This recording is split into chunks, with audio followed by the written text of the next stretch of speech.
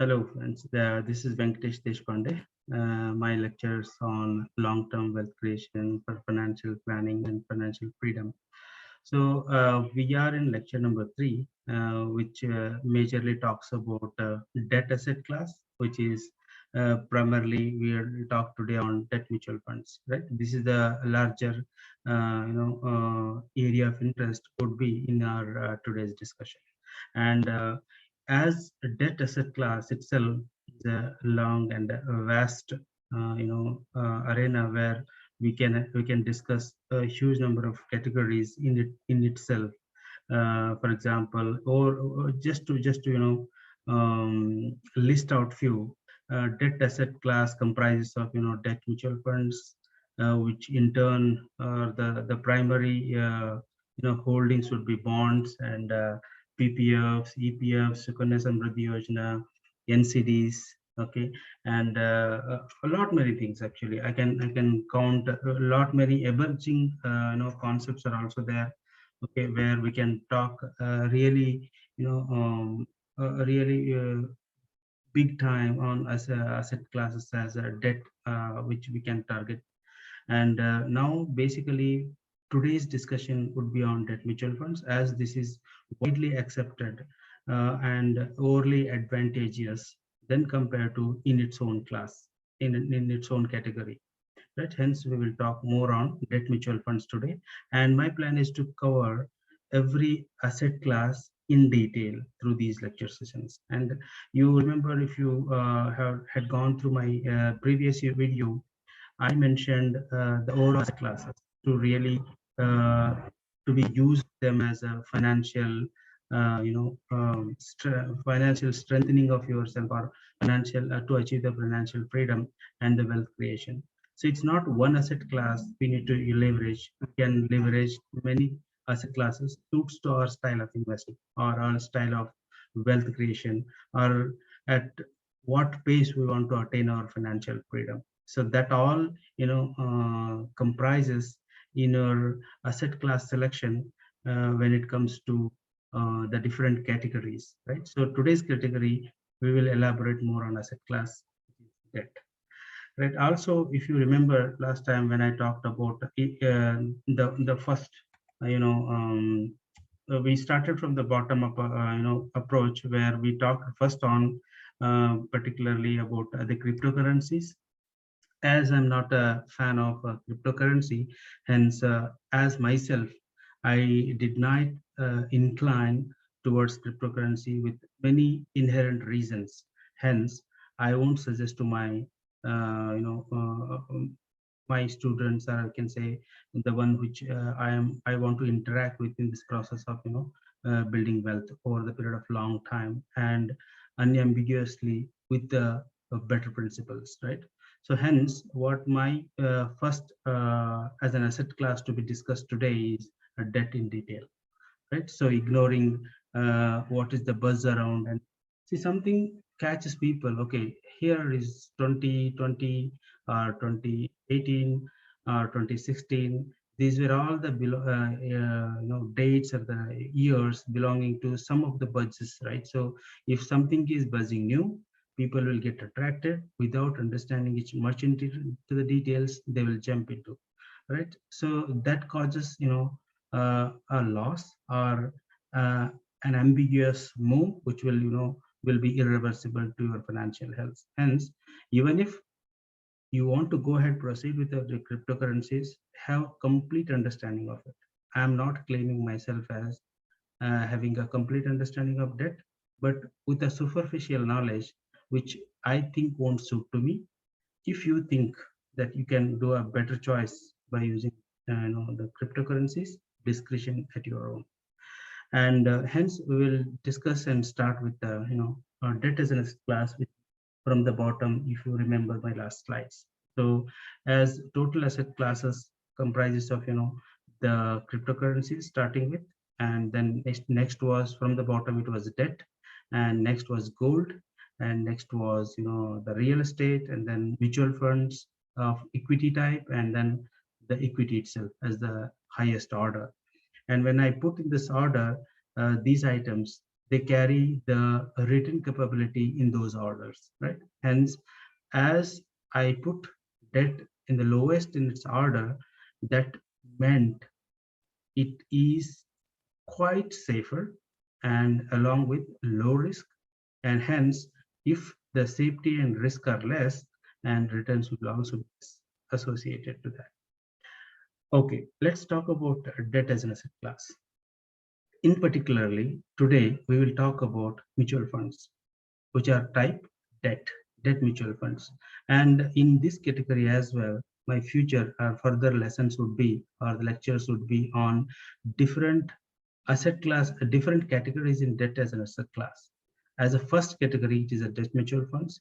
Second category could be, the PPF, EPF, Sukanya Samriddhi Yojana, if you have a girl child, or next would be, NCDs and some corporate direct bond investment. There's so many other things which I can cover based on the availability of our time. And also my plan is to take you all through this journey of understanding financial literacy right from the very fundamentals, right? So we won't jump to the topics, and hence we will make sure that we'll understand them better, maybe not going through the complete depth of it, which will take an enormously big amount of time.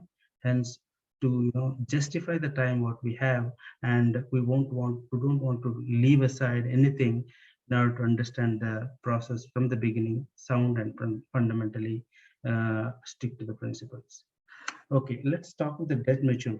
Here we have debt mutual funds, and in them there are these kind of categories. We have liquid funds, and we have overnight funds, ultra short-term funds, medium duration, dynamic, corporate, credit risk, and banking and POC.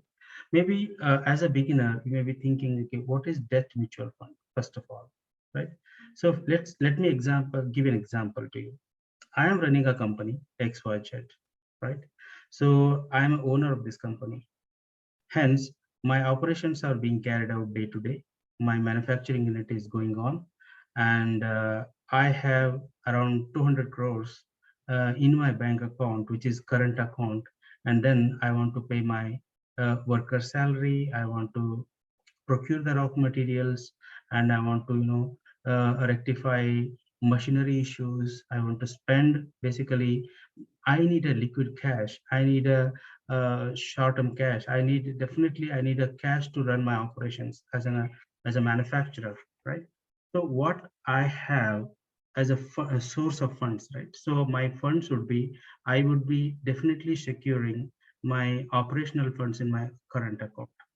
And if there is a plan that my director and the teams of manufacturing supports and suggests me that, okay, boss, we want to really do a capacity expansion, right? So now we are manufacturing 1 lakh ton of biscuits now. As consumption is picking up and the demand is high, we want to make it to 1.5 lakh ton of biscuits. Then what I would have an option is, okay, I don't have that much. I don't have 1,000 crores with me. I have hardly 300 crores, which I just kept it for my, day-to-day operations over the period of 3 months. But I don't have 1,000 crores. Then what would I have an option? I need to go to banks first. Then I would go there. Banks will have a lot of regulations, right? So if you have this size company, you have this particular criteria, you have that kind of criteria, and also they will have their own mechanism by which they will charge the interest rate based on my rating.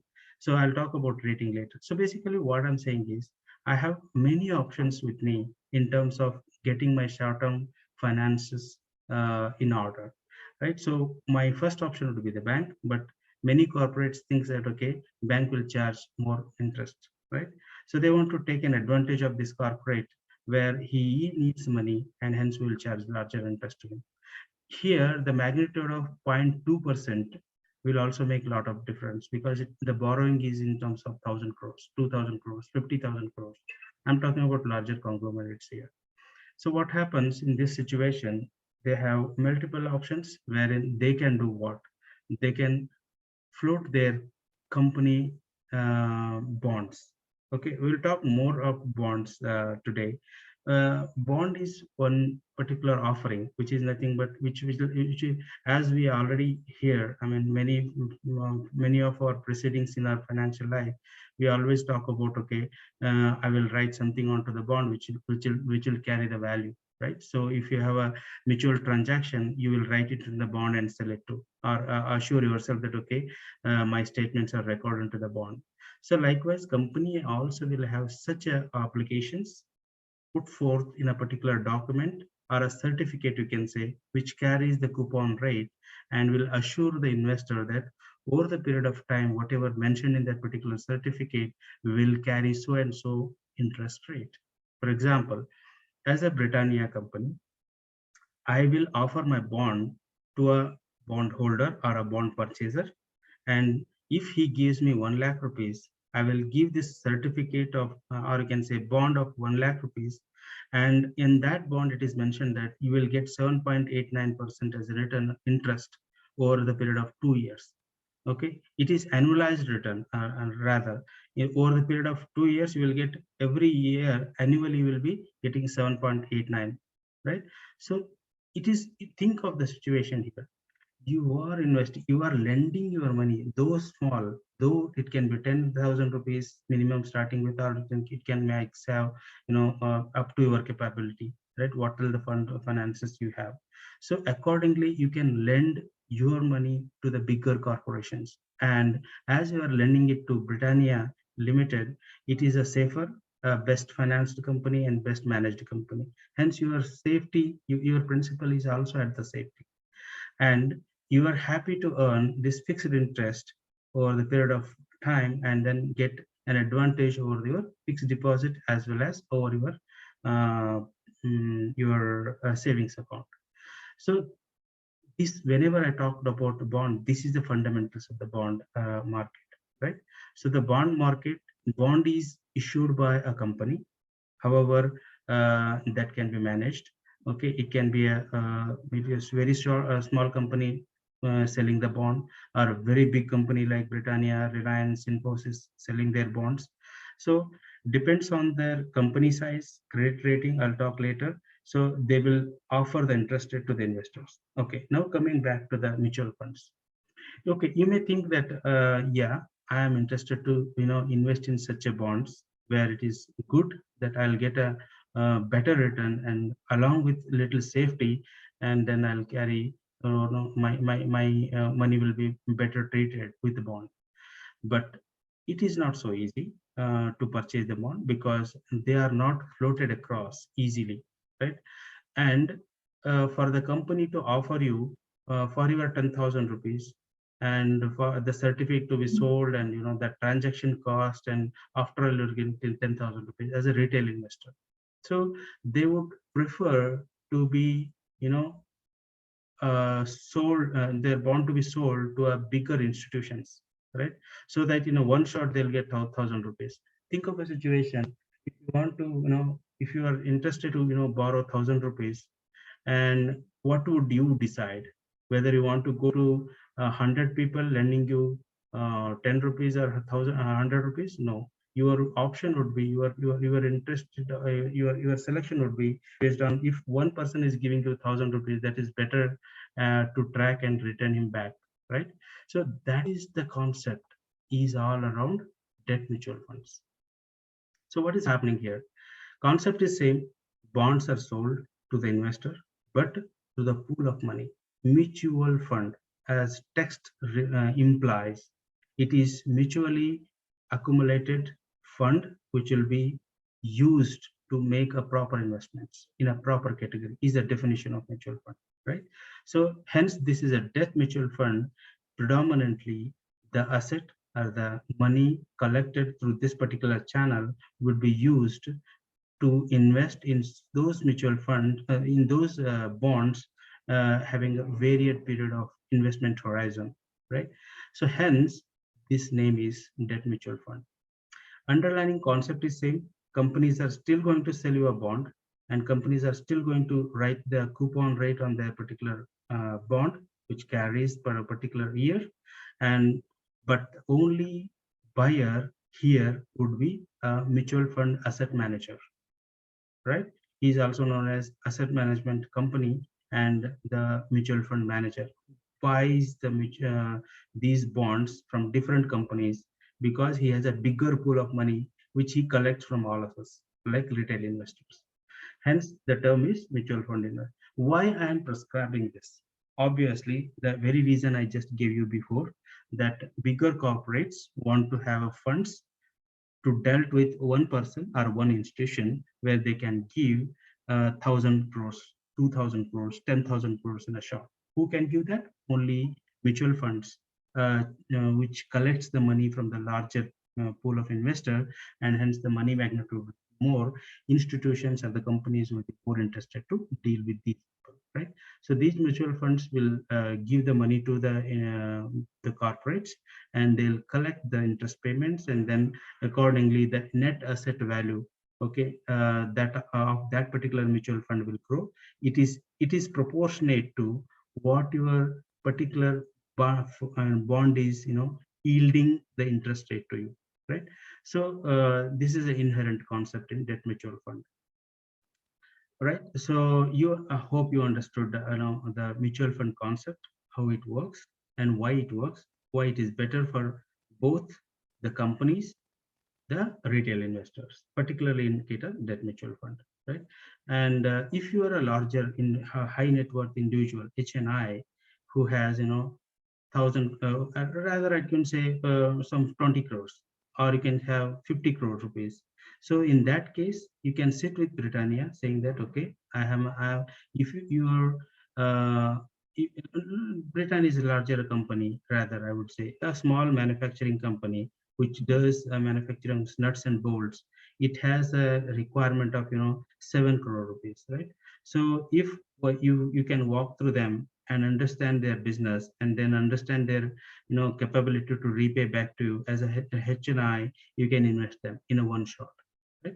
So it is, for that matter, the debt mutual funds are advantageous because you can lend to the bigger corporates. The bigger corporates don't care if you carry your 10,000 to them, right? Hence, mutual fund is a fundamental reason why you want to enter the debt instrument through via this route, right? Let's talk about different categories. So here, the liquid funds. I'll go little with a little bit more pace because we want to cover up the things, basically the concept around. Okay, based on your further request where you want to go elaborately deeper into these categories, deep dives can also be possible. Let's talk about liquid funds.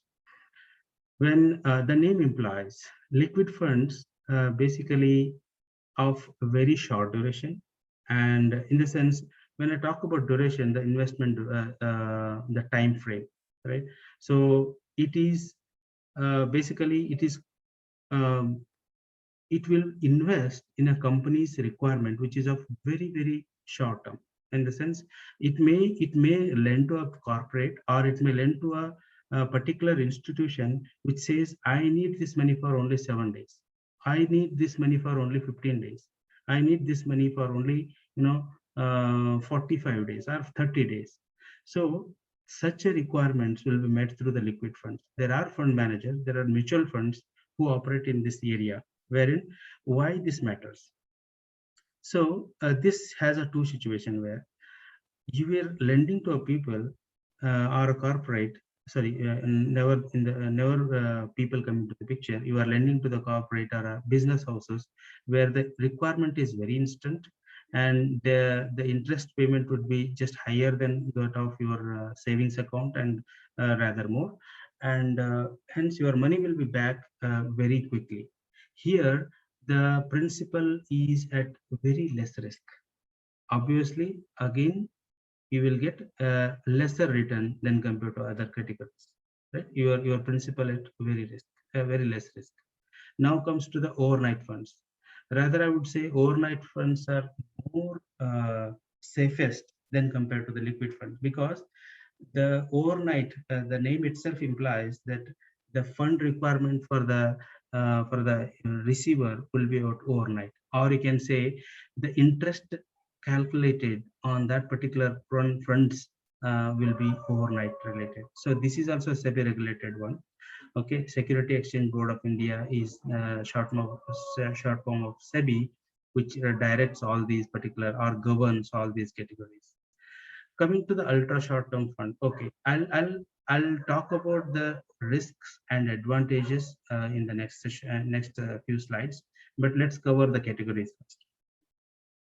So ultra short term funds are just more uh, having more duration than the liquid funds. For example, liquid funds can be ranging from 1 week to 30, 35, 45 days max, right? But in the ultra short-term fund category, the duration or the investment duration would be around 3 months, maximum 3 months, not more than that, right?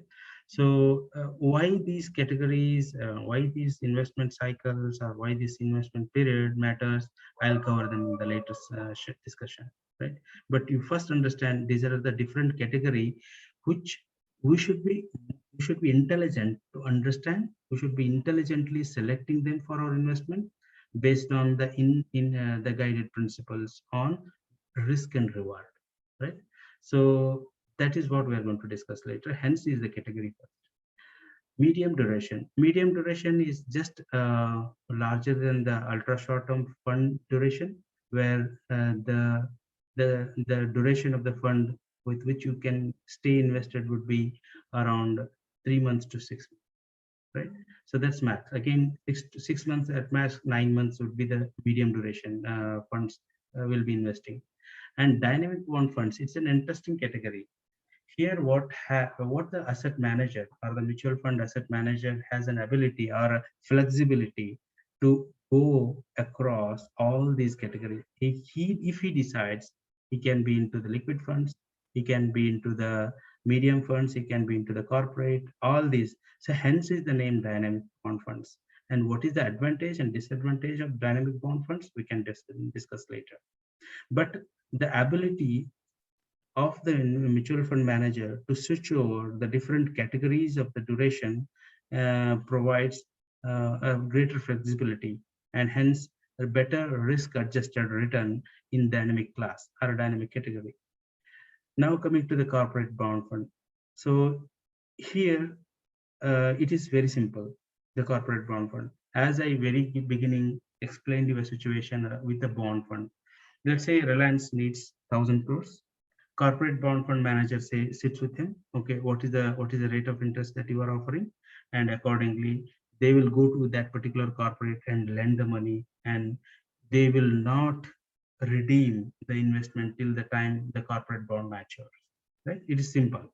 So there is no, the corporate bond fund stay invested based on the bond maturity, most cases, right? So that's a corporate bond fund. Let's go to the credit risk.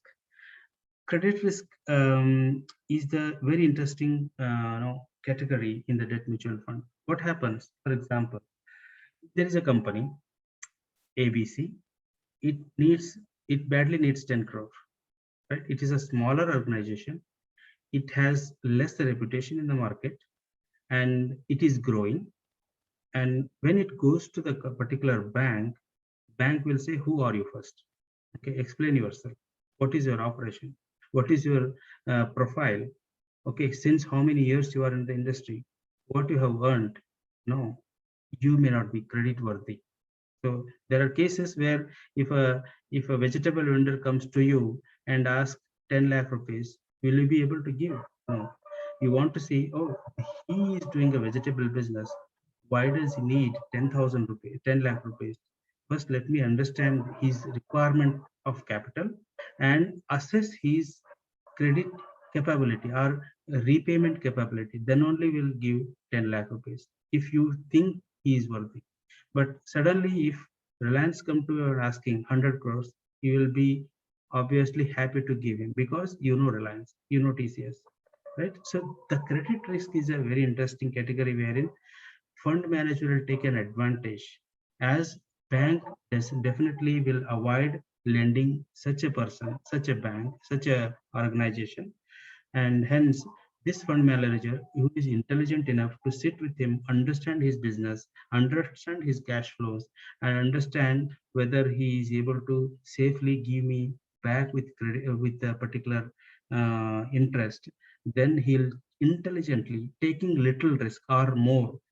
He is ready to lend to that particular organization to get better, return than compared to all other categories. See here, you have a trade-off. You want to choose risk over your capital protection. See, when you are lending to Reliance, it is very safe company and your capital is protected. Also, you will be assured to get your interest paid back. But in this case, if this guy defaults, a vegetable vendor says, "Haath upar kar diya," then what you will do? You will have no technically you have no obligations to sorry, no options left other than forgetting money in many cases. What you will do, maximum you will just launch a case on him for this 10 lakh, or that will be worth less fighting with him, right? So hence the problem here is mutual fund manager is such a guy who can understand the risk, and accordingly he will say, "Boss, you are not getting your money from the bank for 8%. I am ready to give you my money, but I am going to charge you 11%. If you are willing to give me 11%, then I am ready to give." Hence, that particular organization says, "Yeah, I know my situation. I am emerging, but my business is strong. I can give you 11%, and please lend me the money." Such a situation can be exploited using credit risk funds. So, and then, so hence, as it has a risk, it has a reward as well. Hence, is this category. Okay, coming to the banking and POC, this is the safest among. Okay, when I talk about safety, you may be wondering why he is talking about safety in the case of lending money to these bigger corporations. I'll talk them later, right? The banking and PSU is a very safer debt fund, and also accordingly, you will have a lesser return compared to many categories like dynamic bond fund, corporate bond fund. Credit risk being the highest return guy, the corporate bond fund, dynamic bond fund, medium and ultra short-term funds may compete or can sometimes be better returns than the banking PSU, right? As it is a safer fund. So you are basically, your fund manager is lending his money or the pool of money to banking and PSU. PSU is public sector units like BHEL, or you can say Bharat Electronics, or or DRDO, or such a government-owned manufacturing organization, right? So this is all about the categories, different categories under debt mutual funds, right? So let's go ahead, discuss now about advantages and disadvantages of the debt mutual funds. First, coming to the advantages. So when I talked about when we talk about the debt investments, it all about the taxes. If you understand taxation better in the debt instruments, you will understand the return you are profiling better, right? So there are two categories of capital gains. You talk about short-term capital gain and long-term capital gain. Short-term capital gain, in the recent past, government have changed the slab or the applicable years. Any proceeds, let's say for example, today you bought a particular mutual fund, debt mutual fund, and you sell in another 3 months, then your whatever that earning, if you invest 10,000 rupees, and over the 3 months or 1 year, if you earn around 800 rupees on your 10,000 rupees, then that 800 rupees is treated as short-term capital gain on your investment. Okay, and if you invest 10,000 rupees today, and if you redeem your investment after 3.5 years, or after three year 1 month, then if you earn around 200 rupees, 2,200 rupees on your 10,000 rupees, then that 2,200 rupees is known as long-term capital gain, right? So how the taxation will be around this short-term capital gain? If you are falling under the category who, as an individual, who pays 30% or more, then your short-term capital gain occurred to that through that financial year, you will have to pay 30% on your return only. For example, your 800 rupees earned as a short-term capital gain, you will have to pay 30% on 30% to that 800 rupees. So in the sense, uh, 240 rupees you have to pay as a tax on your 800 rupees, right? This is short-term capital gain. And long-term capital gain is not, because why you have to pay 30%? Because you are earning your other income such as salary or business, whatever, your total taxable income for that year falls, take you to the 30% category. Hence your short-term capital gain is also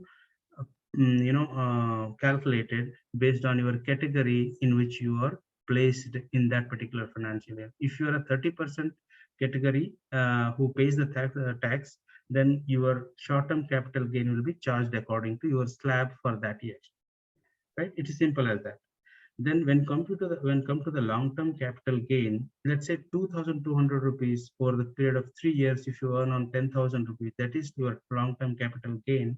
For that, you will have to pay 20%, not 30%. Even if you are high net worth individual who is earning and his taxable bracket is 30%, but the long-term capital gain, if you stay invested for 3+ years, then you will have to maximum pay 20%. Okay, here there is a clear-cut advantage of being invested for the long term. You will get 10% less tax compared to the earlier case. And along with that, there is very interesting feature also gets added to the short-term capital gain, which is indexation benefit. Okay, indexation benefit in the sense that also a very good phenomena. I can talk in length, but let's cover shortly in a short sentence where indexation. Let's say, for example, today you bought 10,000 rupees. Today you bought a mutual fund or you invested 10,000 rupees. If you are redeeming it after 10 years, right? Today the value of 1,000 is different, and after 10 years, your value of 1,000 will be different. And just for a simple term, you can understand, you will not be charged, rather 20% of your interest occurred, rather it is based on the indexation factor. They will multiply some amount. For example, if you invest your mutual fund for 10,000 rupees now, and after 10 years, let's say if you are earning your interest rate as, okay, 8,000 rupees, right? Or you can say 7,000 rupees. For that, 20% tax is not applicable. Rather, it is the cost of inflation index. Okay, it is also known as CII. So that is multiplied to your amount, and hence it cannot be 20%. Other again, if it is 20%, then 1,400 you have to pay as a tax. Rather, it would be around 300 or 400 rupees with cost of inflation index. Okay, so you are thinking, you if you stay invested for a long in the mutual fund and you cross the the short term stay towards or stay more than the longer term of over 3 years, then your LTCG applicable on that particular rate will be closely negligible. Hence, staying invested for the long time here in the debt category also matters. So that is the reason why large pool of high net worth individuals and all the individuals who are playing in the stock market as well, they have a preferred choice to park their money, which they want to make it safer for the period of longer time. So they will choose the debt mutual funds, right? So, and also the simple solution to your very safety net is the debt mutual fund. Why it is better than? It has a better tax advantage, and you may know or may not know, your FD, obviously the interest will be very less than compared to the debt funds, and FD return will be flat charged on your slab. For example, there is no cost of inflation index comes here. You will have to pay the tax on FD returns based on your slab. That's all. There is no bargain on that. Hence, obviously, the debt mutual funds have good advantage over FD, RD, of such short. And then less risky, when I say volatile, it is less risky in terms of equity market, right? So here there is nothing like, okay, company shares are going down, hence I'll not pay you interest. Not like that. The bond is sold to you with a particular interest rate stamped on it. Hence it is not volatile. It is a fixed investment. Hence very minimal risk. I'll talk about what the risk is later. So you can now consider it is not a volatile investment, a risk investment as an equity investment comparatively. Withdrawal impact is low. Let's consider, for example, the stock market. If you invest, and then if the stock market is at the bottom, if you have a requirement of fund over around 10 lakh rupees if you need, or 1 lakh rupees if you need, that time if you withdraw, and when the market is down, your money is impacted, your return will be impacted. But here it is it is not a withdrawal impact, right? So anytime you can withdraw. If you withdraw, your principal, whatever the accrued interest till now will be applicable to you and given back to you, right? So that's the impact is, impact of withdrawal is very less than compared to the equity investment. Hedges against capital losses. For example, if you are in a stock market, right? If suddenly stock market collapses at 20%, 15% down, then what happens? Your net worth of 10 lakh rupees become 8 lakh rupees. That time, if you are invested along with equity, if you are invested in this bond or liquid, the debt mutual funds, you are hedging yourself that your portfolio will not go down heavily, right? So hence it is a hedge against capital losses, particularly incurred through equity investments. Let's talk about, as I was promising you before, what is the risk around in these debt mutual funds. As you may be thinking, okay, since it is a company which is stamping us and or writing it on the bond and giving us the interest rate, then why there can be the risk, right? There should be obviously no risk ideally, but ideal situation won't happen in the real life scenario. The disadvantages we talked in the previous slides, we talked about advantages. These are the advantages over the fixed investments. But now, as it has that advantage, it has associated disadvantage as well. But we can definitely judge against with our complete understanding and what to select, what not to select, right? I'll just cover what are the risks associated. There is a credit risk associated. This is a possibility of borrower's failure to repay a loan or meet contractual obligations. For example, as I briefly discussed in the beginning, let's say if a particular organization is borrowed a money from you, in the sense from the mutual fund house as well as manager, the fund manager, he is also a person, he is also a human being. He trusted that company, it was running well over the period of 5-10 years, but suddenly there is unfortunate situation happen in the marketplace, that company collapses, right? Obviously your capital is at risk now, right? So there is something unfortunate happen, the plant got burnt and it got some severe natural calamity happened. It really could not start the operation. So there are so many reasons why the company can go down, right? That is known as credit risk. Your capital is at the risk, that is known as your creditor is at the risk, hence that is known as credit risk, right?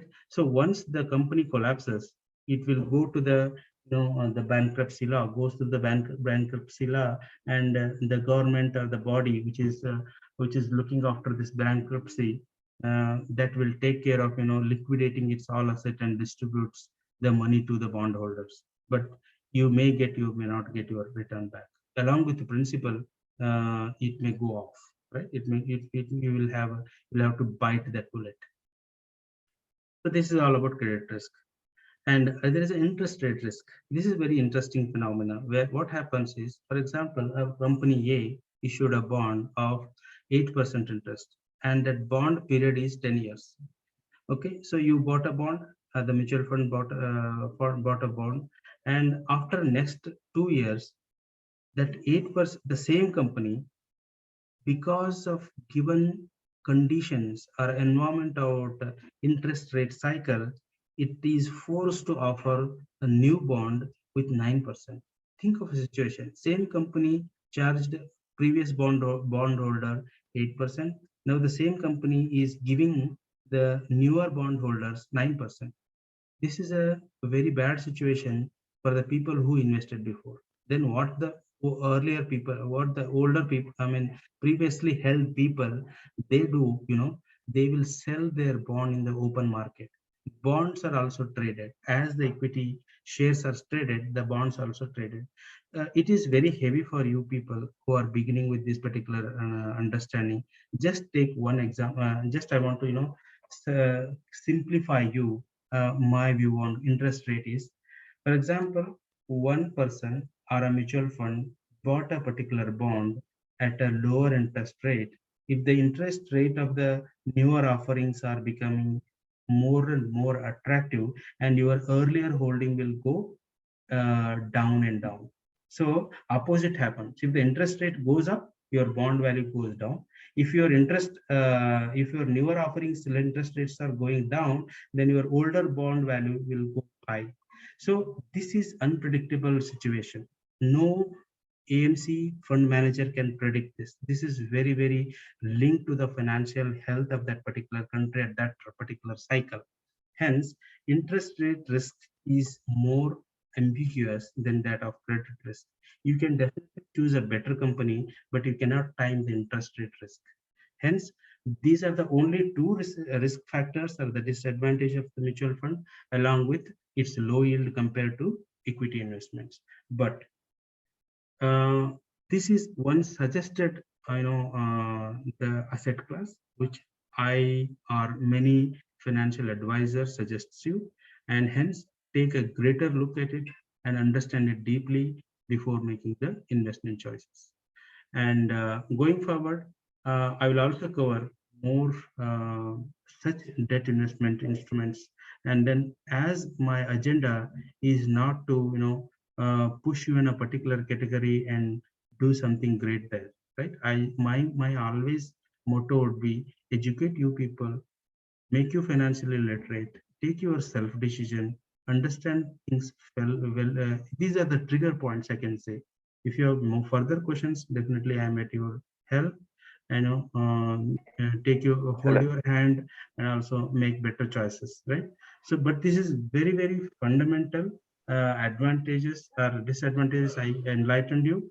And going forward, you need to understand more along with me, or for there are so many tremendous amount of material is available. You need to build reading ability. You need to build an interest over the period of time to select things suits to you, and that will help you, not these lecturers only. These lectures will definitely enlighten you and take you a particular, ignition to start with, and definitely you need to deep dive into each category before making decisions. Thanks, and keep watching the videos. And these are the only learning session. The objective is to make you financially literate, to build a long-term wealth and have you financial freedom. Thank you.